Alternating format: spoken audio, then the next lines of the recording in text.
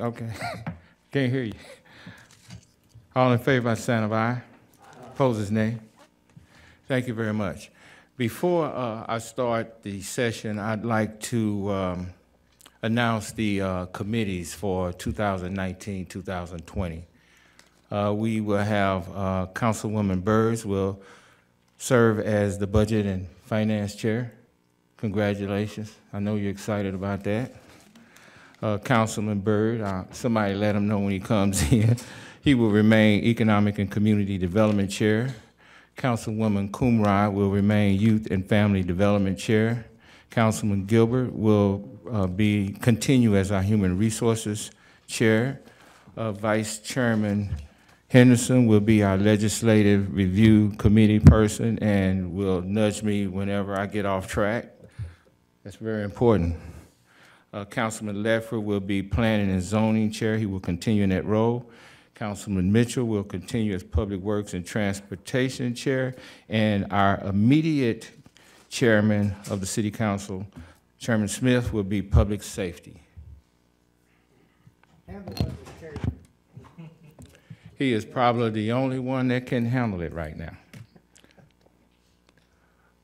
Okay.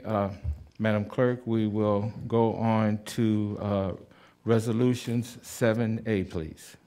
A resolution authorizing the mayor to enter into a lease agreement with Dardanelle Long in substantially the form attached for the use of the barn on the Brown Acres Golf Course property for the keeping of animals and consistent with zoning with a rental rate of $200 per month. B, please.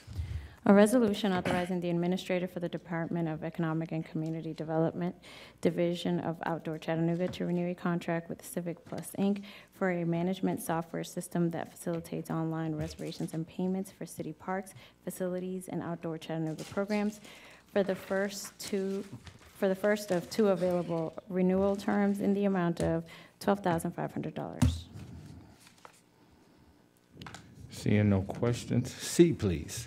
A resolution authorizing the mayor to execute quitclaim deeds conveying 74 certain combinations of parcels in substantially the form attached to the approved highest bidders on jointly owned properties of the city of Chattanooga and Hamilton County as acquired through previous delinquent tax sales. D, please.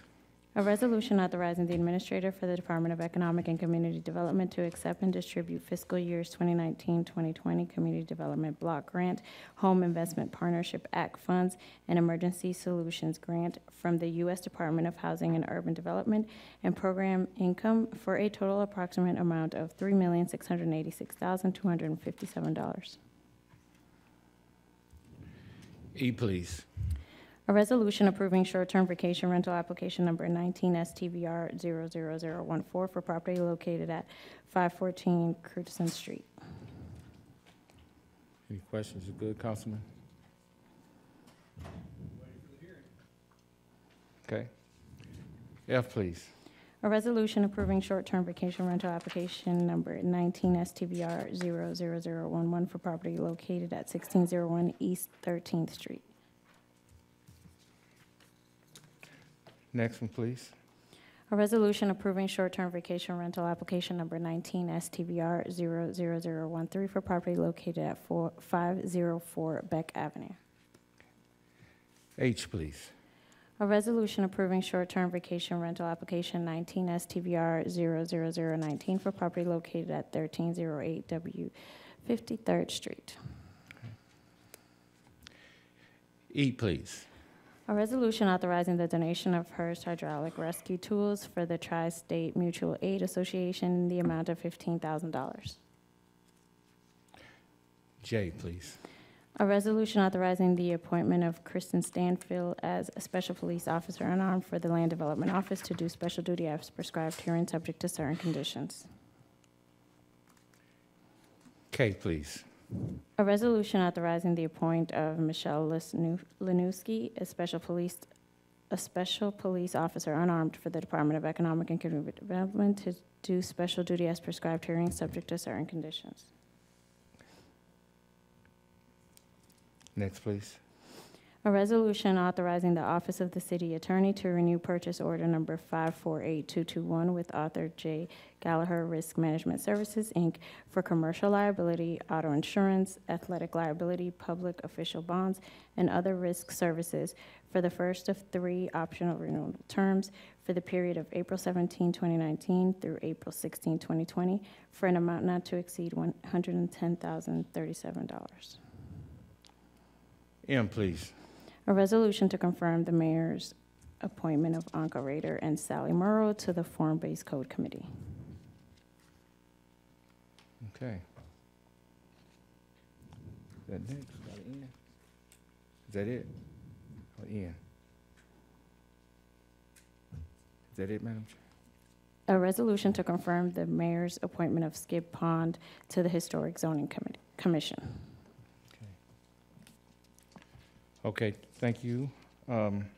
There is no department report today. We'll adjourn this session of the agenda and move on and turn it over to Chairman Mitchell in Public Works and Transportation. Yes.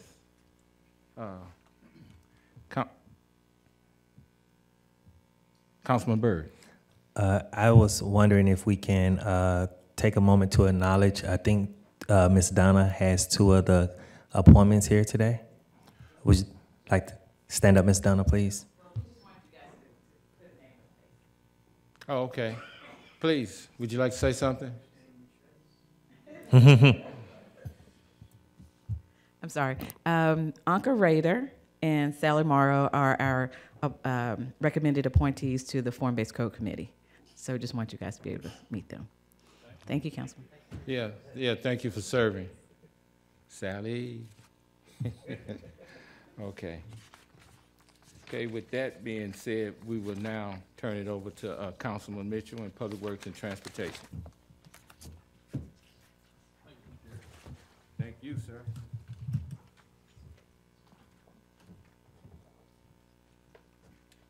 Can I get approval of minutes? All those in favor say aye. Opposed?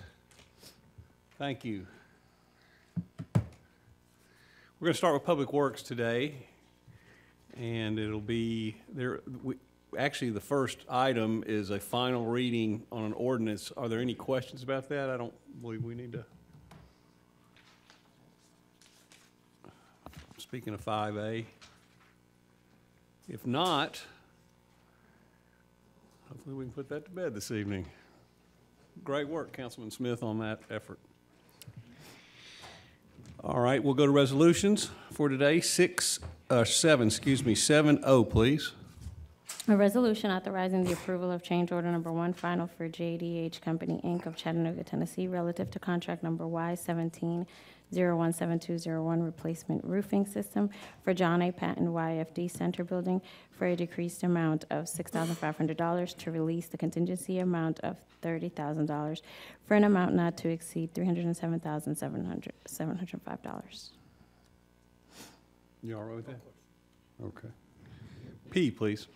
A resolution to amend resolution number 29696 so as to approve change order number 1 for Heron Construction Company, Inc. of Etowah, Tennessee, relative to contract number W15009201 and BWWTP Control Room Upgrades, a consent decree project for an increased amount of $216,245.75 for a revised contract amount of $1,780,245.75, and authorizing $100,000 in new contingency for a revised amount not to exceed $1,880,245.75. Okay, I see no questions. Move on to Q, please. A resolution authorizing the approval of change order number 1 final for Tri-State Roofing Contractors of Chattanooga, Tennessee, relative to contract number M17002201, replacement roofing system for Fleet Maintenance Building at Amicola for an increased amount of $37,691.07 for a revised contract amount not to exceed $358,950.07. You okay? All right then. R, please. A resolution authorizing year 2 of a 5-year term for the on-call blanket contracts for professional services for the support of wastewater capital improvements program, contract number W18001, for the 19 consultant firms listed below that submitted qualifications in the 6 different categories per their qualification package in the amount of $11.2 million. I have a question. You know, usually blanket contracts we'd be doing through purchasing. Is there any particular reason this is being done this way? Well, we do a number of our blanket contracts this way. There are blanket contracts through purchasing, but these are all consulting engineering firms. Okay. That we've pre-qualified 19 consulting engineering firms to conduct, I think, 6 different categories that were qualifying packages that each of the firms introduced as part of engineering services that they would provide for wastewater systems specifically. So it's more service related than parts related? These are all just consulting, engineering consulting services. Yes, sir. Okay. All right. Thank you. Seeing no other questions, let's move on to S. A resolution authorizing the administrator for the Department of Public Works to enter into the final 1-year agreement with Denali Water Solutions, LLC, for land application and beneficial use of Class B biosolids from the Moccasin Bend wastewater treatment plant as per the signed contract dated March 30, 2015, for an amount not to exceed $2.5 million. Councilman Gilbert. Just checking, did you get the information that we asked about last week about the equipment? Yes, sir. In fact, we do have some equipment that can produce a Class A biosolid, although that equipment has caused a number of issues, or has a number of issues creating a Class A biosolid at the volume that we need it to generate. We have, it's called a filter press building, and I apologize, I thought I'd emailed the council back, and I must not have done that, but we have a filter press building that is, and a filter press system that dries the biosolid and can create a Class A biosolid material, although we've had issues with that technology and producing the volume that we need that's produced at the end of the treatment process. So it's a technology that has worked, although we haven't certified any Class A biosolid. We are, it was intended to produce a Class A biosolid. So you're saying that the equipment that we used to have, we can't use it on the new way we're trying to do it? Well, it's a different drying process that from the technology we discussed last week. The thermal hydrosis process is different than a filter press, which actually applies pressure to reduce and heats the biosolid sludge to remove or to dewater it. We also have a centrifuge process. So there's a couple of different things that happen there. The filter press is a little less reliable than we had anticipated, what I understand, when it was originally purchased in the late 2005 to 2008. I don't remember the date, I apologize. Can you tell me the dollar amount, not now, but later on, how much we spent on that equipment? I will try to get that information for you, yes. All right, thank you. You okay? Yep. All right, thank you. Let's go to next week's resolutions, April 23rd. Please read 7F. A resolution authorizing approval to Tally Construction relating to contract number W13001201, purchase order number 520532 for final pay estimate 6 for an increased amount of $35,399.40. Okay. How about G?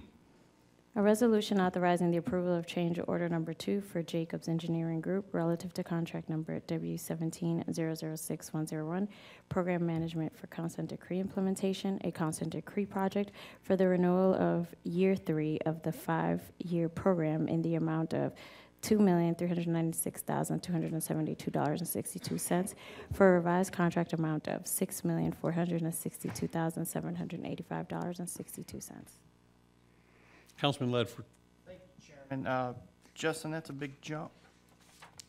Well, the change order represents the third renewal of this contract. So this is represented as a new amount of $2.396 million for a revised total contract over the last 3 years of $6.4 million. It's how this consulting contract, we've initiated and brought to the council a change order annually to describe how this contract has either increased, how the scope of services that we've asked them to apply, and how they're billing, how they've charged those costs out to us. So this is actually a renewal to a contract. This year, we estimate the annual contract to be about $2.396 million. The total for 3 years is $6.46 million. So Okay. I know that looks a little awkward, but that's how we've managed this consulting Kind of thought contract. that was the case there, but basically their pricing changes on our requests Our or request. service. Yes, sir. Okay, thank you, Chairman. Okay. Don't see any other questions. How about H? A resolution authorizing the mayor to execute an agreement with Hamilton County relative to the court's community service program for fiscal year 2019-2020 between the city of Chattanooga and Hamilton County for an amount not to exceed $60,000. I don't see any questions. I guess everybody knows what this is, but could you go ahead and explain it for the Yes, record? sir. So this is a community service litter pickup that the courts assign individuals to. This is a longstanding contract with the county. We direct the county's litter pickup crew from the community service as to where to go to pick up litter with those hand crews. This can be complaint driven, or they also have a route that they manage. The county has a separate system that they operate for county and outside the city, but we pay and fund for one person and the equipment to manage that process inside the city limits. Councilman Gilbert. On the state routes, do we have that, do we deal with that part of it for picking up litter, or do state take care of that? Well, both the city, county, and state can manage that inside the city. We have directed the county litter pickup service to pick up on state routes, but the county also manages the state route litter pickup. But if we receive a complaint from someone, we don't have the authority to direct the county to do that, but we will handle things like that inside the city limits. The reason I ask that, because if you go over the mountain to Nashville, towards Nashville, you don't hardly see nothing at all. But when you come on our side, it's like trash everywhere. We don't direct our crews to pick up along interstates.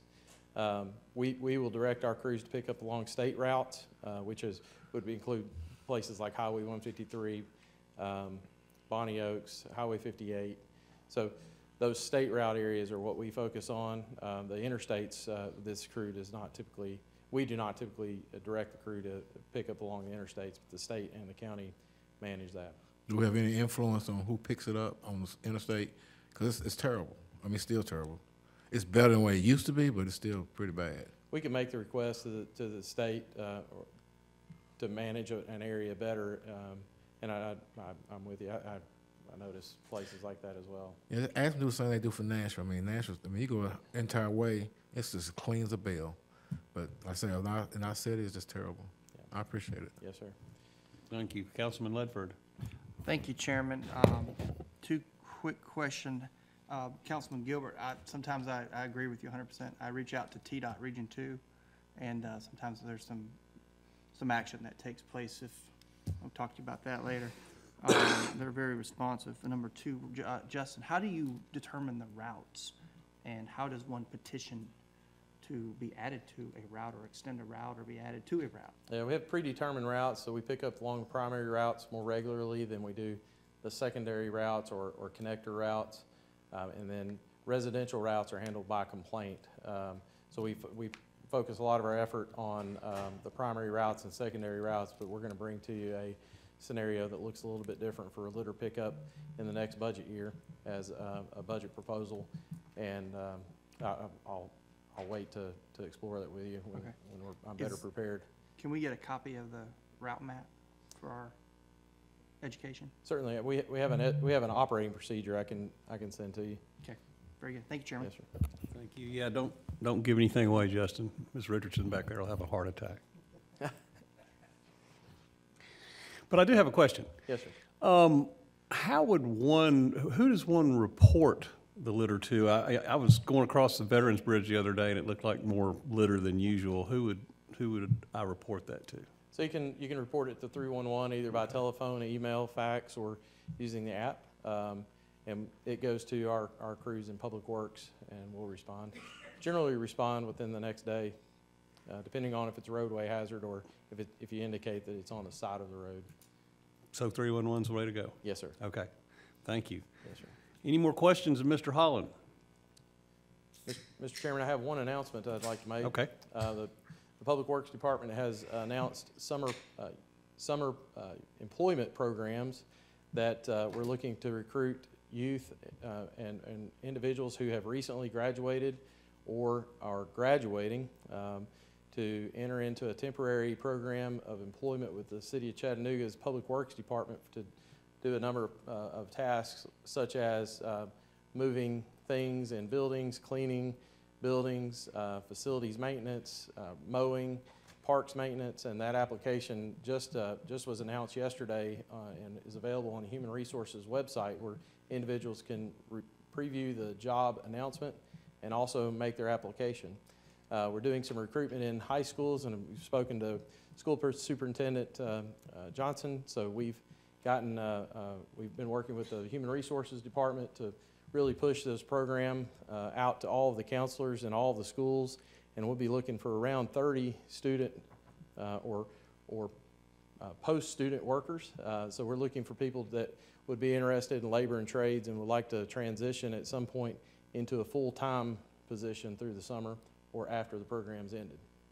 So I know all of you have individuals that you'll be able to reach out to and help us promote that program and receive applications. So thank you for yielding my time.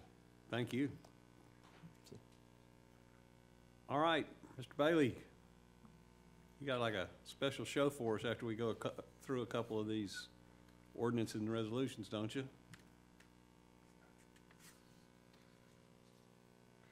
The first, I see ordinances on final reading for 5B, C, and D. Anybody need any help with any of those three?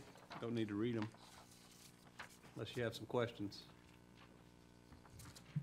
Okay, if not, we'll go to a resolution.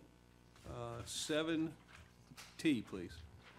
A resolution authorizing the approval of change order number 1 final for clinical construction relative to contract number T17006201, Community Development Block Grant Sidewalk Install Repair for an increased amount of $95,560.70 for a revised contract amount not to exceed $416,982.45. You okay, Mr. Chair? It says District 7 on there. I'm good. I'll bet you are. Where's that going, Blythe? Well, we've built it. It's the sidewalk that you all approved by resolution, I think almost exactly a year ago. Oh, down on like. On Dodds Avenue. Yeah, It was, okay. I guess, about 10 blocks of sidewalk. We did some, I think what we could say are significant improvements to the project. There were some access issues that we became aware of for some residents that we created access in the alley behind their house. We did a number of other things to make the crosswalks safer that we were building. So that's what this is. This closes out that project. I don't see, oh, what? Councilman Oglesby? Yes, Blight, I want to, on behalf of the citizens over there at Eastlake, I want to thank you for that project. I've gotten nothing but compliments about that. They were pleasantly surprised when the work started, and they was even more pleasantly surprised when it was finished. So my compliments to the team for that effort. And I'll extend those compliments straight to my staff. They were out there just about every day. They worked individually with individual businesses that are there, one of which is one of our oldest restaurants, and accommodated them. The project was significantly under budget, which was one of the reasons that we felt like we could make some of these changes that improve the project. But thank you for those compliments. I'll I pass them know, along because to I my was staff. out there watching them every day. Yeah. So the Community Development Block Grant, that's basically HUD money, isn't it? Well, we did that, we called it the CDBG project because it was how we used our CDBG funding. We also, in the budget, we matched it with local money so that we could do a little bit more money, do a little bit more and be a little bit more flexible, which proved to be useful because some of the things that we did would have been cumbersome to try to accomplish through CDBG, if not prohibited with those funds. So we did those with our local funds. Okay.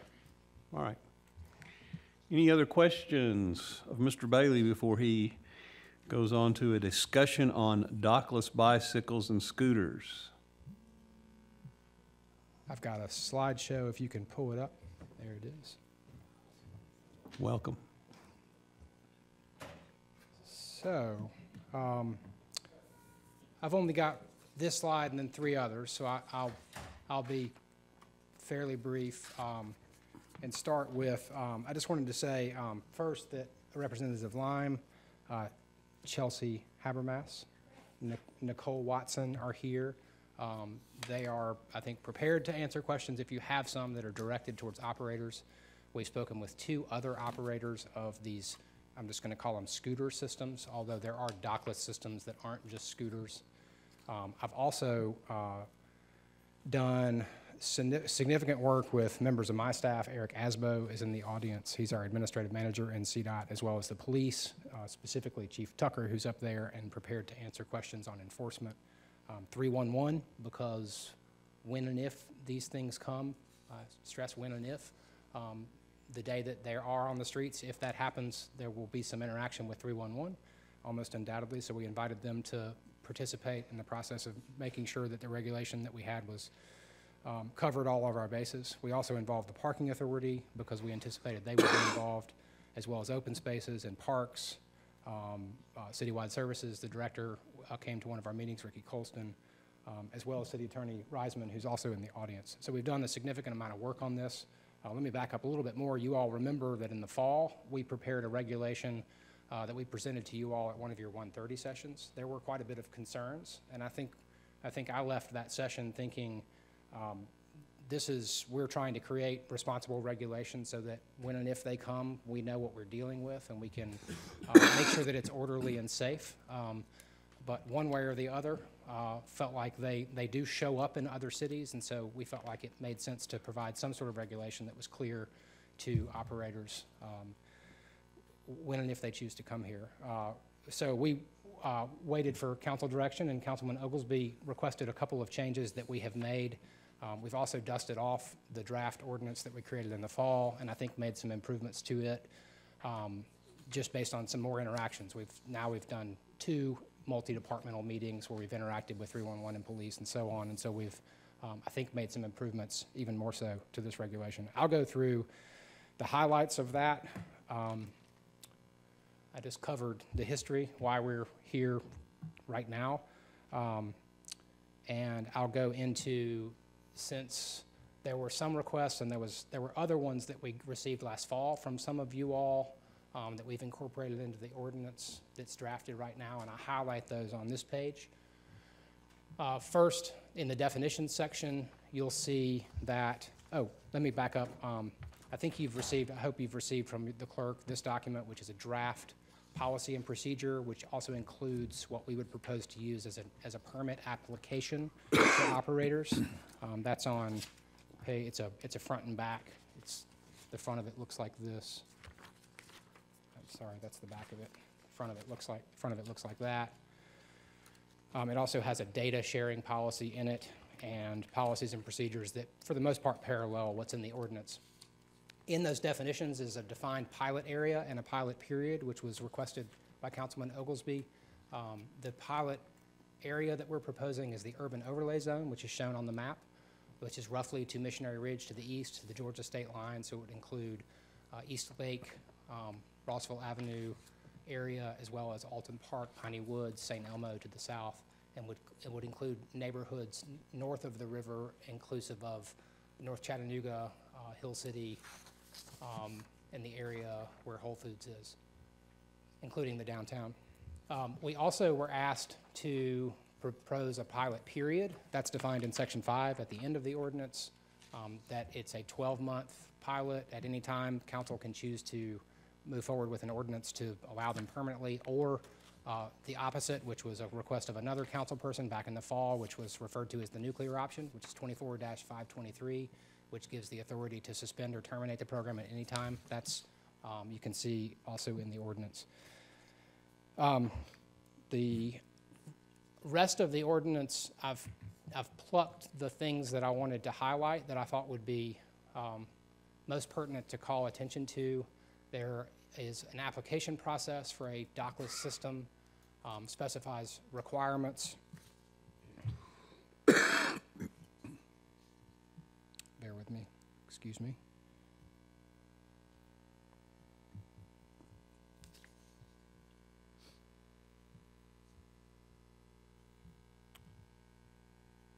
The application includes a business partner program, which we understand that many of the operators do anyway, where they go to businesses and say, do you want these things? And they say, yes, we do. We think that our employees will use them, or we think that our customers will use them.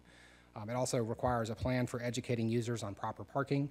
It requires a plan for providing equitable small vehicle service, which basically means if you've used a scooter system, they generally operate off a smartphone, and there may be members of the community that would want to use scooters for, say, first and last mile service to buses that don't have access to a smartphone. So we're requiring that as a part of the application that there's a process for those potential customers to be able to interact with the scooters. There's requirement for a plan for, there's also a temp use fee. There's an initial application fee and then a temp use fee that pertains to the number of scooters being proposed to be deployed. And there's a performance bond, so that if there's something that the city has to pay for that's damaged as a result of this, that we have those funds available on a performance bond. The second one, 514, covers use and parking of small vehicles. We list those specific requirements in the ordinance as well as the application. For example, PROAG, which is an acronym for public right-of-way accessibility guidelines, that is generally accepted as the design guidelines. The state uses those to assure that accessibility is maintained on city public rights-of-way. One of the big ones is that there needs to be a passable space of 48 inches at least, so scooters should never be parked in a way that diminishes that space. There are other specific parking restrictions, including they can't be parked in such a way that they block bus stops or that they block doors to people's businesses and various other things like that. And that section also establishes citation amounts. Item 516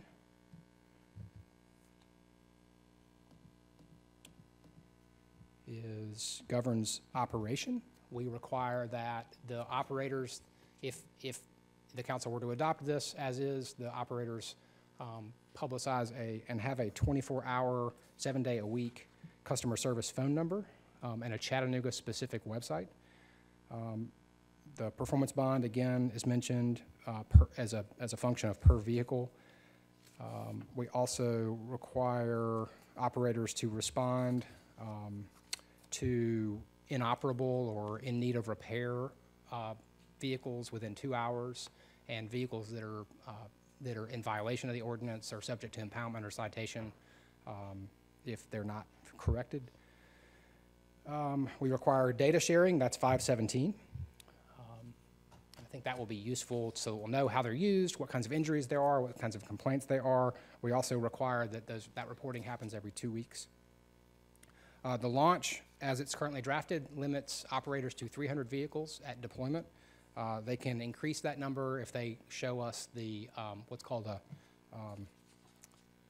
utilization threshold. And most of the operators, I think all of the operators that we've spoken with, use a utilization threshold in the neighborhood of 2 to 3 uses per vehicle per day.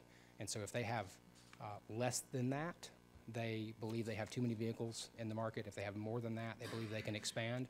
And so we'll consider a request to expand their fleet if they can show the utilization rate is higher than that. And then finally, 24-521, I mentioned earlier, required to provide a plan. That includes pricing options for low-income residents, programs that allow for cash payment rather than smartphone payment, and other things that can help folks that might not have a smartphone in their pocket to use these scooters. That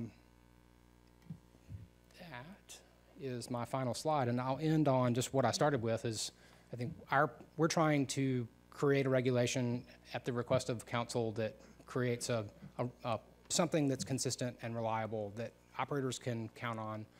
This is mostly what we presented in the fall, I think with some improvements that we've identified and also improvements that you all have asked for. And so with that being said, I'll say again, if there's questions for operators, I believe that the representatives of Lime are willing to respond to those questions if you wish. And Chief Tucker, I think, is willing to respond to enforcement questions. And I'll start if you have any questions for me. Councilman Henderson. Blythe, I've got a couple. The ordinance says they're prohibited on sidewalks solely intended for pedestrians. And that would be a confusing statement to me because I'm not exactly sure. I guess, because I've seen bicycles on sidewalks as well as, I think of a pedestrian, I think of a walker. But I've seen bicycles on sidewalks. I'm hearing the shuffling feet of a police officer. I'm going to let him address that question. Okay, is that a, Yeah, if you look, I mean, our ordinance does spell that out, but as with anything, we use a certain amount of discretion. If something's not done in a reckless manner, that's taken into consideration. We don't enforce every ordinance if there's not something that's drawn to our attention that causes public safety alarm. okay, It's not to so say am I that hearing you it's not to say, say if- that we don't enforce it or that we don't take action, but we weigh that out. Yeah, maybe I need to clarify that. will scooters be allowed on sidewalks around this building? According to the ordinance, no. Okay.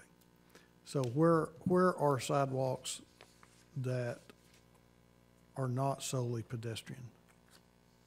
That was put in the code, Councilman, because there are sidewalks that we call shared use paths, such as the Riverwalk and the Greenway. Okay, so, Sidewalks that are intended for bicyclists and pedestrians. That was the reason that distinction was made, because scooters would be allowed on those sidewalks. I mean, well, okay. None of the sidewalks around this building would be classified as shared use paths. So would it be clearer if we just said the Greenway and Riverwalk? You understand my point? I guess it confused me when I read it as which ones are solely pedestrian, which ones are not. There are pathways that are not the Riverwalk and Greenway that I would call shared use paths, such as Virginia Avenue, Neighborhood Greenway, the Highway 58, although that's outside the district, but sidewalks that are wider, we can Well, the green, which ones are shared use paths. We could do that outside of this ordinance so that it's clear which ones are which. I guess I'm just trying to, going back to enforceability, Right. knowing which ones are shared use and which ones are not. Well, again, going back to the Riverwalk, there are bicycles that are going to be using that path. Right, yeah. Obviously. Downtown Street, the expectation is you ride on the road. And that would be the expectation for these, is that they're on the roadway obeying traffic laws as if it was riding a bike. Okay. That's the way The nuclear option, the right to terminate, it gives them 30 days. I mean, we can pull the permits, but they have 30 days to get them off. I guess I expected a shorter time than that. Is that a problem, or it says or other specified time, I think, but The 30 days didn't come from me. I would assume that was sort of legal best judgment. So I'm happy. do we have to give them 30 days? If, You have to give them enough time to be able to pick them up, but I mean, you're also saying in some provision here, if you give them 2 hours notice of a particular vehicle, that is a concern. So I guess the question is, how many vehicles do they have out there? If it's a limited launch of 300 in the first month, I don't know how many they will have out there during the term of this item. Mr. Reisman will be glad to answer that question. That's a way to throw him under the bus. Mr. Reisman, can we shorten that 30 days? Trying to think who I can refer this question to. Yes, you can do it. 30 days is a normal termination. Certainly, the council wishes to reduce it. The main thing is that they have notice through this pilot period of fleets that if things do not work out, it will be terminated. So yes, we can do that. Once again, it depends on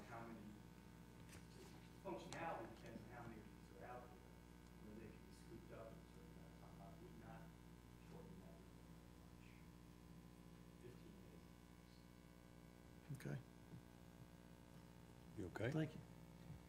Councilman Ledford, Thank you, Chairman. if I can get your light. There you go. There we go. Thank you, sir. Chief, you're here, so I'll ask you. I had jokingly asked when this was first presented about scootering under the influence. I mean, in pretty serious situation, though. I Yeah. mean, people are gonna jump on these after, because we all feel, or, I see it coming. So I'll just say it. I saw it in Nashville. I see it coming. So, how are we set to address that? Well, I mean, just looking at the TCA, I mean, it defines a motor vehicle. Every motor vehicle, every vehicle that is self-propelled. So, So getting caught could lead, on a scooter is a DUI. it could very well mean that. Now, there is a state law that addresses electric person-assisted mobility devices, essentially a Segway. It is an accepted exception to certain motor vehicle laws. Why that difference is, I don't know. That's a conversation I have to have with the district attorney to see how they feel in the enforcement of this. Tried to reach out to him today. I didn't get a chance to talk with him, but that's certainly something that we have to consider. Okay, so I'm hearing. But as the I'm state hearing law reads, if it's motorized self- vehicle on city streets intoxicated could not be a DUI. No, that is, state law says if it's a self-propelled vehicle and defined as transporting a person, it's considered a vehicle. Okay, so it is a DUI. It will go on your record, and you'll go Again, through the whole. unless there is a differing opinion from the district attorney, but that is the way I read it.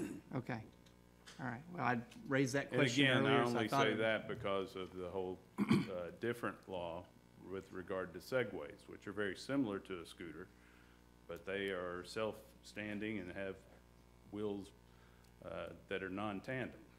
And state law goes deep into that. All right, Keith, why can you, that is, I can you, don't know. I can you don't have a good qualify that answer. for me? All right, thank you, sir.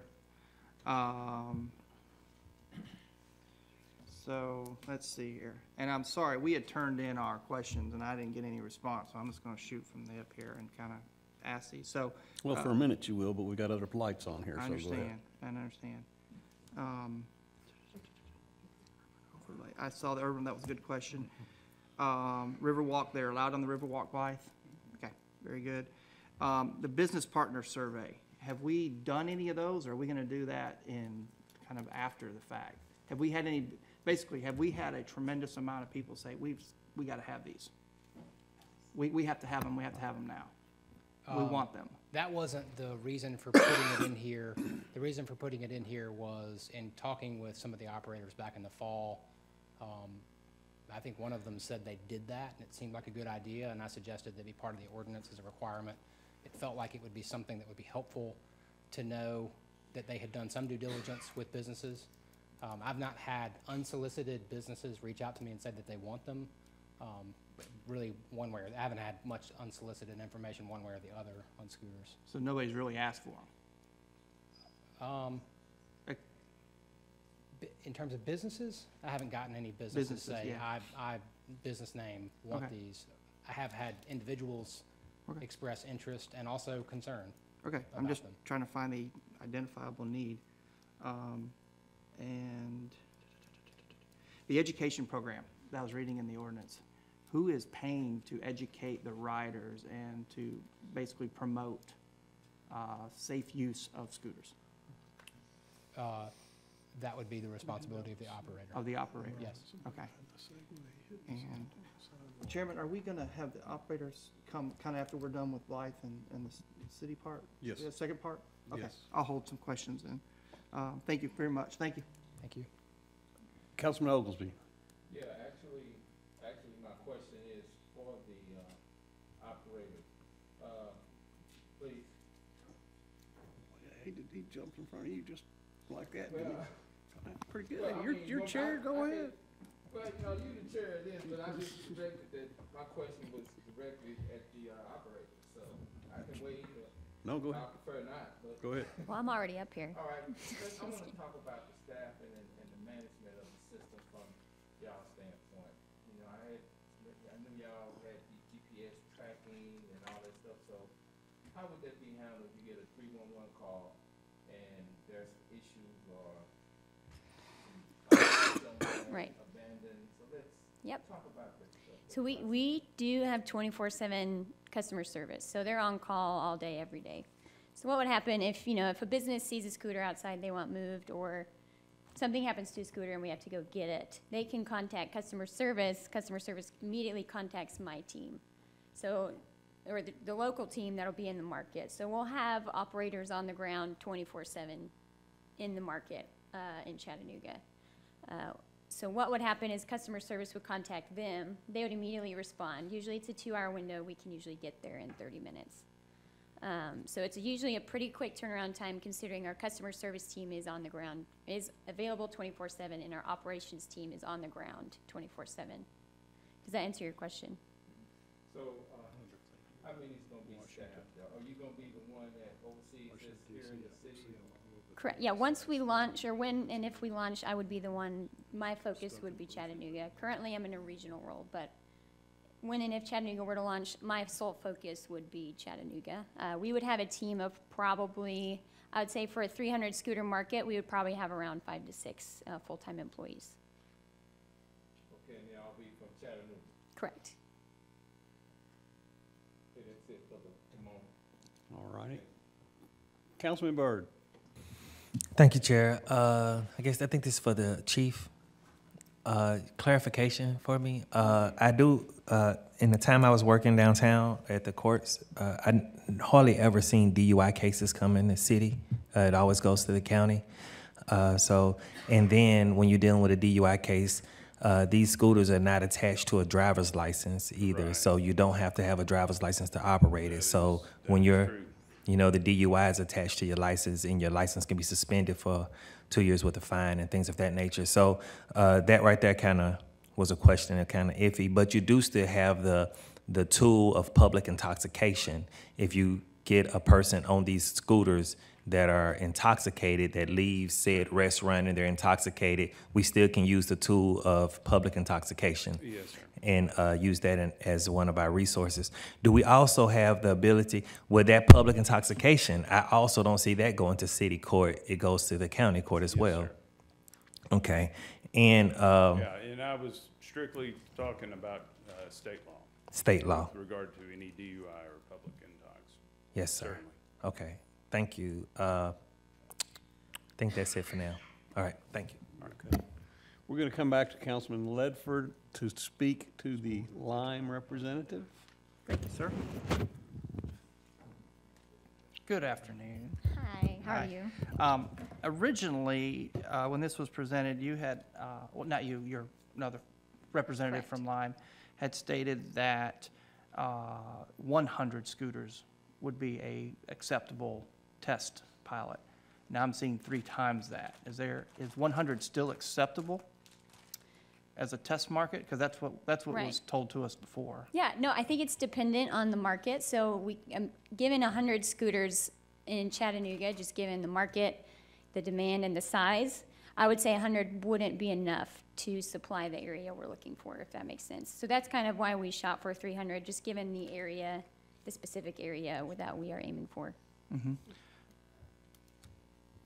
I had asked too, I don't think it's available, but if there were some sort of cutoff or timer system that can be put on these. I know you can geofence them, correct? Correct, yes. Okay, but let's say from like the hours of, obviously you can tell I'm a little concerned about influencing, or scootering under the influence. So my question is rooted in a timer system, and is that, I was told that's not available. So from the hours of 2 a.m. to 6 a.m. or something like that, to try to curb any incidents and try to be proactive in promoting safety, we can't turn these things off. So just for clarity, you're wondering if we can turn off scooters from 2 to 6? Any time frame 0. that we would Yes. deem possible. Yep. There are other cities in the east currently that do that. So there would be the capability if you wanted to turn the scooters off from a certain Oh, time period in the okay. middle of the night, you could there's a switch in our app you can turn off, and it'll immediately remove all the scooters from the app. Oh, so it is possible? It is possible, yes. Oh, we It's were- a new feature. Okay, like new since I asked the question? Correct. 'Cause- Awesome, all right. Should have bought stock. Still can. Let's talk for a minute, if I can, about, I thought it was interesting about access to low-income residents. Yes. And also, I want to touch on the ADA requirements of the ordinance as it's presented. I'm just curious as to your response to being able to supply that demand and provide access to folks who don't have a smartphone. Correct. Basically under our equitable mindset. Yep, we function under the idea in smart mobility for all. So we do have a program dedicated to equitable access. It's actually called Lime Access. What happens in that program is if you are on government housing or anything similar to that, you can get half off. So in general, on rides, they start $1 to unlock and then 15 cents a minute after that. If you fall under the Lime Access, it would be 50 cents to unlock and then 7 cents a minute after that. So they get immediately half off of our rides. In addition to that, we are partnered with Pay Near Me, so they have the option to pay with cash. So they don't have a credit card, they want to pay with cash, they can go to a Pay Near Me, and they can actually text to unlock. So you don't have to have the app. So I can pay with cash, I can text to unlock, and I get half off under the Lime Access. Okay, but you're going to have a smartphone, period. Or, I mean, you can, if you don't have text to unlock, you can also call our customer service, and they'd be happy. We can unlock if you actually have. You got to have a smartphone. Right, but if you're in Okay. an area, you can usually find, a cell phone or a phone to use. But yes, you would need a phone to call Okay. to unlock it. But it would be text to unlock and pay with cash. Great, thank you. Can we talk about the disability version or in the ordinance a little bit? Because I'm kind of interested in how it qualifies or what options you have mechanically to help address that in our proposed ordinance. I'm not sure. I'll pull it up so she can see it.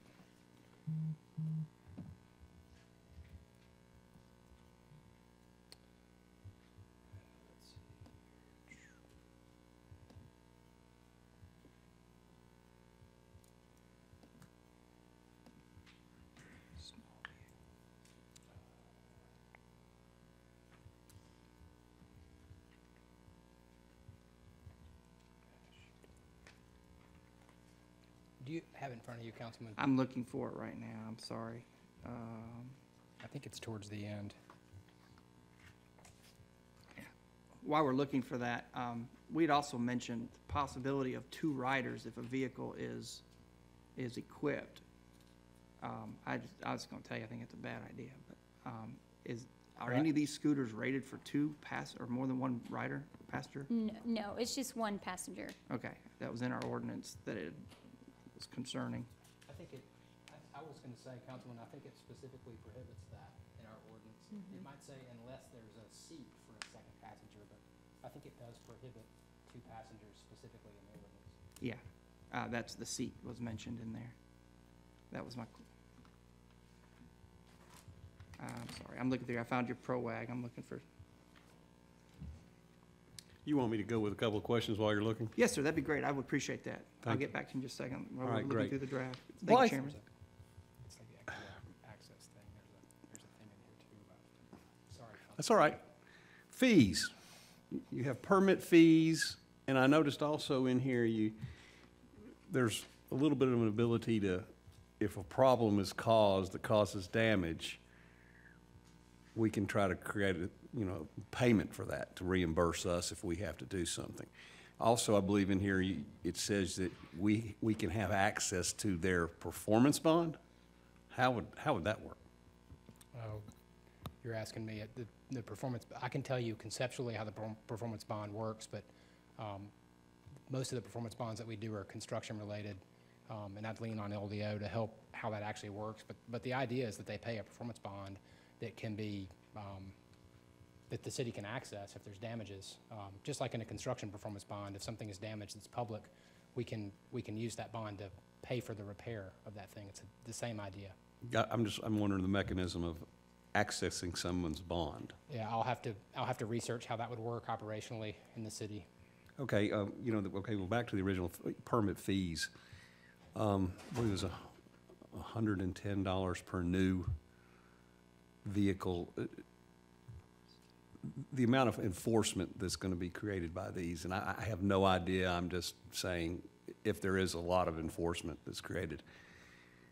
Have we done some type of risk benefit that says this money will, we'll be raising enough money in fees or damages to be able to cover that, or is this something that's going to create a larger financial burden on the city than we're collecting money for? Yeah. We did in the fall when we were working on this the first time. I did not broach that subject here in the last month, so I'd have to go retrace my steps to sharpen my pencil and figure that out. We were cognizant of that. We anticipate increased staff burden. I would assume the police anticipate increased staff burden, 311, potentially citywide services, if there's repairs that need to be done. Who am I missing? And that was partly how we came up with the fees. We also came up with the fees based on some kind of rules of thumb that were out there in terms of what some scooter companies could pay. So that was the genesis of why the permit fees were what they were, was to accommodate. I believe they're high enough. That's what we believed in the fall when we did the research initially, to cover our perceived increased staff burden. But I can sharpen my pencil and do some calculations. Okay. Yeah, just something to take a look at maybe. Have you found it yet, Councilman? No, sir. All right, I'll keep going. Keep going. I see referenced in here, city withholds or reserves the right to remove. Let's talk about remove the company's license, the nuclear option, as Councilman Henderson says. I would think in these paragraphs seem very vague to me. I mean, should we not be including some reasoning behind why we could take that step versus woke up this morning, didn't feel very good, you're out of here? Yeah, I don't know that I'm the best person to answer that question. Throw him under the bus, he's right back there. Who? Reisman. Mr. Reisman? Yeah. We'll look into redraft. He's on the front row. There's a front seat right here, Keith. Okay, all right, that's good enough. That's a good enough answer. I'm a little bit concerned in this document about the right to remove a scooter when, we can't go on private property. Who's gonna do the removal? Unless the person gives us permission to. So who's gonna do all that? Well, we've talked about using towing services, but we haven't worked out that detail yet. Okay. Just like when cars get impounded, same idea. Okay. I didn't get a really clear idea, and maybe I'm just not reading it properly. How old do you have to be to not be able to get on one of these scooters? I was reading that earlier and rereading it before I came here, Councilman. I think it says under 16 can ride, but they have to have a helmet. Right, that's right, I read that part. And I think it says 12 is the minimum age, but I'm having trouble finding things in the ordinance. I'm still looking for the accessible. So we're saying that if you're 11, you can't get on one of these things? Yes, if in fact I Could that be confirm clarified a that that's little what bit it says more? in here. I'm sorry? Can that be clarified a little bit more in the writing of this? Certainly, I think it is clear. I just need to find it, and I'll Okay. find it and clarify. Okay. Maybe that's a good opportunity to say, if I didn't say already, Yes. Councilman Oglesby, made some changes, asked us to make some changes to bring it back. I don't think we're going to be able to anticipate all the things. I hope I've conveyed that we've tried to anticipate everything we can in terms of involving the police and 311 and everything. So I am more than willing to make changes at y'all's suggestions as we were in the fall. So anything about age or any of these other things, as Keith said, revising the nuclear option. So happy to hear comments to make it Okay. better so that we're as responsible as we can be. Fair enough. Was that you Yes, finding sir, I something? found it. I found it. Go ahead. Am I live now? Yes. Okay. Blythe, 24-521, equitable access. subsection 5, adaptive small vehicles that enable operation by people with disabilities. That was my question. And it says, for the public listening, operators shall have a plan to provide equitable access in neighborhoods and to communities and users that are underserved by mobility and transportation options. Plans should include a consideration of 1 through 5 items. The number 5 item, adaptive small vehicles that enable operation by people with disabilities. That's one that I've not asked them directly if they can They can come up. comply We're good. with. Come on So up. I'll just Yeah. ask, you can ask them now. I'm good. I will have to get back to you on that. The only thing we do currently, I explained to you Lyme Access. We do also translate for anybody speaking other languages. But I would have to get back to you on specific disabilities. Okay, because it's kind of an ADA question. Yeah. All right, thank you. I'll take that for now, Chairman. Okay, thank you. I'm sorry, will you please come back up? I'll just stay up here. Overall, what do you think of this document? I mean, I think in general, the whole ordinance. I mean, and I think it serves the city well, it serves the operators well, and it follows along with the desires of city council. So I think we would serve our community well, it serves the city and the operators. So I think it's a happy medium between all three. And I mean, I don't have any issues with it. Obviously, if you guys, we want to be partners with the city along launch and operating and making sure that we're serving the city well. So I think it's great. And we do, just as a side note, share data 100%. So you would have visibility into all that information for Lyme. And are there any, I'm not sure how often you've looked at this document, but are there any suggestions that you would have to change this document? My biggest suggestion on the last one was just the number of vehicles for the period. Just as I've launched other markets, and the lower the scooter amount, the less we're able to serve the city. So I think 300 is a good count to start in Chattanooga to kind of get a feel for how the residents react to it and how we can better improve it for the community. Okay, thank you. You're welcome. Blythe, you have something? Okay, go ahead. How many scooter companies are out there now? Mhm. Just how many? Just guess. 4 or 5 that are operating?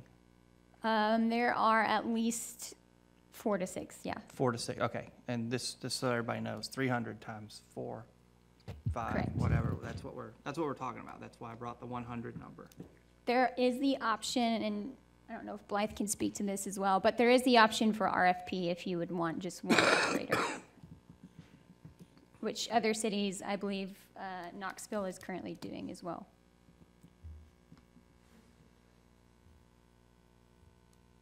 Does that answer your Okay. question? Yeah, I just want people to know that it's not just 300. It's Yes. could be 1,000 things. It could be if you do RFP, yeah. Thank you very much. Okay, thank you. Mr. Bailey, one more question. I guess I got to be careful how I ask this. And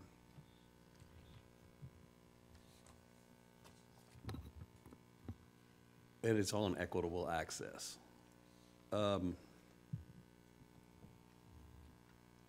I think it's admirable to try to take care of every population. I'm just questioning, as a business, if they don't have a solution, like adaptive small vehicles to enable operation by people with disabilities, are we just going to keep them out of the marketplace because of that? That, to me, that's y'all's decision as well. That we did the best we could, and I said earlier, trying to vet this thing as much as possible. My intention, I've spoken with representatives of Lyme probably half a dozen times since last fall about various details. Also, several of the other operators spoken with to try to, I think the idea was to create something that is a responsible regulation that assures that they can be operated safely, that operators think is viable. So my own personal opinion is if that's not feasible, I wouldn't be inclined to keep it in there.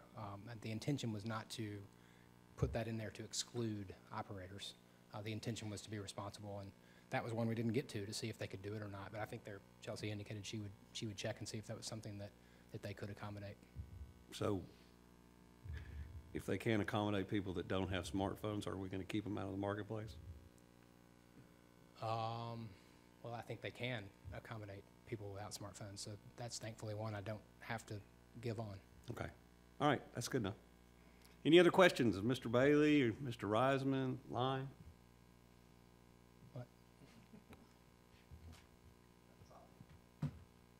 May I add just one thing to Sure. respond to Councilman Ledford's question earlier, the RFP comment? This actually emerged just in the last couple of days in talking to actually not Lime, a different operator, and they agreed to it as well. The RFP idea is that we would limit from day one, so it wouldn't be an open application process. I think the ordinance is written in such a way that we could do that. So the way that would work would be we would have an application period where we would create clear criteria for selection. We would invite applications, and then we would select the operators that had the right to operate within the permit. So within the pilot, so it wouldn't be potentially as many as 1,800 scooters, as you say. It would be however many we determined was reasonable. 1, 2, 3 would be what we would do. So if that's something that the council is interested in, it's certainly something that we see some value in. Creates one more step, but at least it creates a little bit more known situation in terms of the number of vehicles.